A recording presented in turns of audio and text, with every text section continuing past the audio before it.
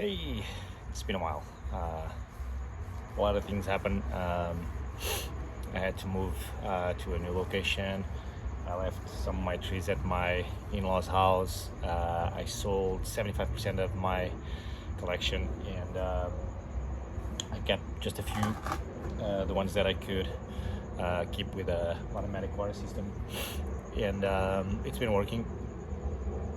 Now it's time to get some work done. I haven't worked in my trees for a year or so, and it was a year that I just let them develop, and was basically fertilizing and water. So today I am working on this California juniper. Actually worked last night. You can see on the time lapse. I'm just going to explain a bit of what I've done, and I'll keep up the work tonight. Not sure how it's gonna go, but there's a lot of work here that I haven't done before. It's the first time. Basically, this branch was pretty much like this, straightforward, and I was able to make a bend almost to where I wanted. I'd say it's about 70% of the way. I'm not sure if I'm gonna keep bending more, or I'll just wait a period of time and then push it as time goes by. I might put a couple of clamps or a clamp, one of those people, and if I can secure it well, I'll just slowly, I don't know, every 2 weeks or so, tighten a little more and more and more and more until I get the branch exactly where I want it to be. You see a rag here. It's a wet rag. I honestly I'm not sure why I did it. I have this theory, but it's just a theory. The temperature is still a little high. It still goes up to 90s, and I thought that a little moist would not do harm. I know that to bend a dead trunk, you can do it with wet towels, hot steam, and over time you will be able to bend it. It's not the same logic here. I'm not heating up the towel, but I'm keeping the wood moist just because of the heat, and who knows, you might give it to also some elasticity, and maybe tonight I'll see that I can push a little further. I've used raffia for the first time. I've applied a technique that I've seen one of the courses from one of the courses with Bjorn Bjorholm. I had to do a trunk split. I had dead wood. Half the trunk was dead wood. Yeah, half, probably more. It was probably more, 60% of dead wood and live vein. The trunk was about 1.5 inches thick. I split it, and I was surprised with how much dead wood it was, and I was a little scared, to be honest. I removed the dead wood. I then applied, let's say this is the part that I removed the dead wood. I then applied a couple of wires, very thick 5mm wire on the inside to strengthen, to support the bends, then wrapped with raffia, and then wired again with, actually I think three times 5mm wire. I don't have copper wire, which I should be working with, but I don't really have any experience. It's expensive, and I have this, so I'm working with what I have, and it's actually working out so far. So tonight I'm going to be trying to bend a little more.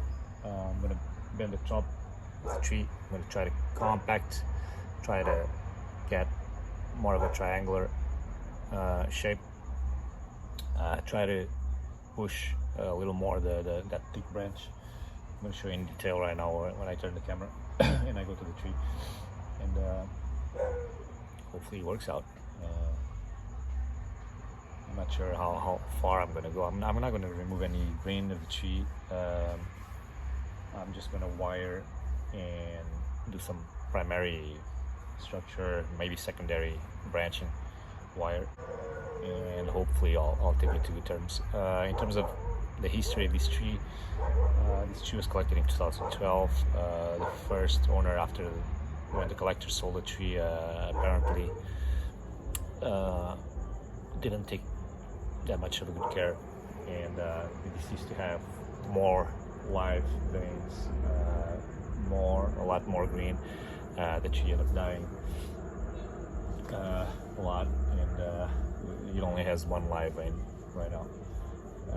It doesn't have, or it has a couple big flaws. One of them is the live vein can be barely seen from the front, but I really can't find another solution.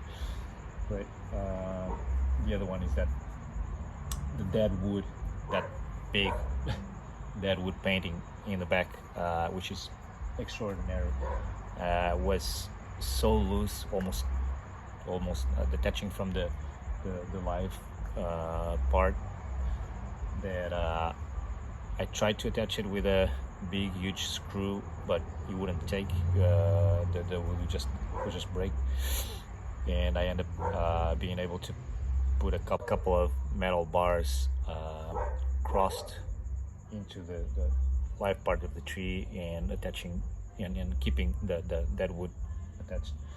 It still wobbles a little bit, but I can't just throw away the dead wood. It's part of the tree. It's beautiful. It's super old. It's ancient, and I still want to tweak a little bit of the position. I would move a little bit towards that side and maybe a little bit to the back, but right now it's as good as it can. Anyway, that first owner ended up giving the tree back to the collector. The collector sold the tree again, and this older gentleman had to move out to a new house, and that put the tree for sale, and that's how I got it. So when I got the tree, it was in a huge pot, and the pot would get, in my opinion, too wet. The tree wasn't showing a lot of growth or an extreme healthiness. I ended up repotting the tree, putting in a smaller pot. It looks really small, but honestly, for the size of the live part and the roots, I think it's adequate, and it will promote most likely a healthy root development. After repotting, the tree actually had a little bit of a collapse, either from the repot or from keeping it too wet during the winter. It rained a little bit, and I guess I might have watered a little bit too much as well, and maybe 30 to 40% of the foliar mass got yellow and dropped. Luckily, or it ended up recovering with a little bit more care in terms of watering.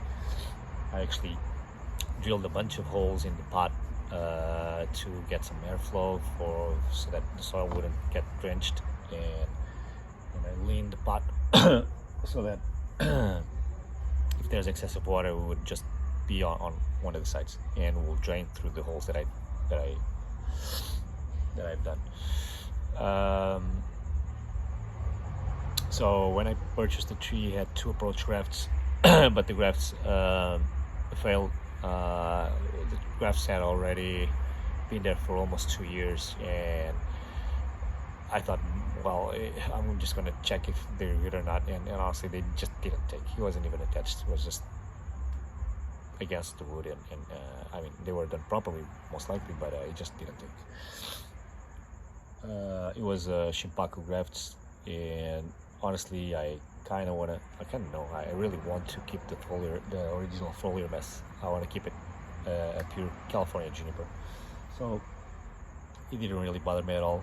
It was there more to see if the tree would recover or health, and if those grafts were taking, it probably would bring something positive to the health of the tree. Well, it's enough of the theory. Let's just check what's going on. All right. So this is a tree.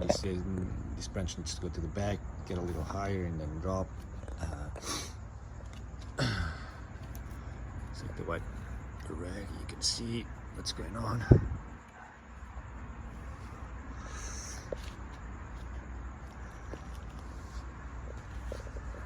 It's a really strong bend. The branch was basically over here.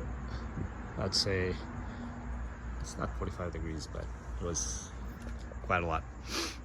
As you can see on the inside where I took the dead wood, which started would start right over here. It split the trunk, and I have 2 wires supporting that part of dead wood that was missing, then rolled up with raffia. I want to get this bend closer. I want to get it as close as I can over here. I don't want to keep bending too much here. I want to see if I can push it from here and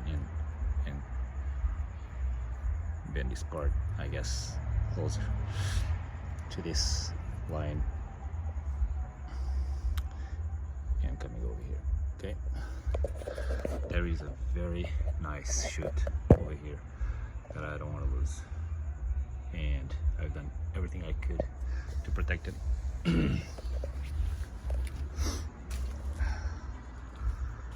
So the idea of this bend is to get it to fall kind of the line of that truck and push it to the tree. And these two, one would bend here and the other one also. As far as they're still a little short, so it's not going to be amazing, but that's the idea. Let's see if I'm missing something. I don't think so. So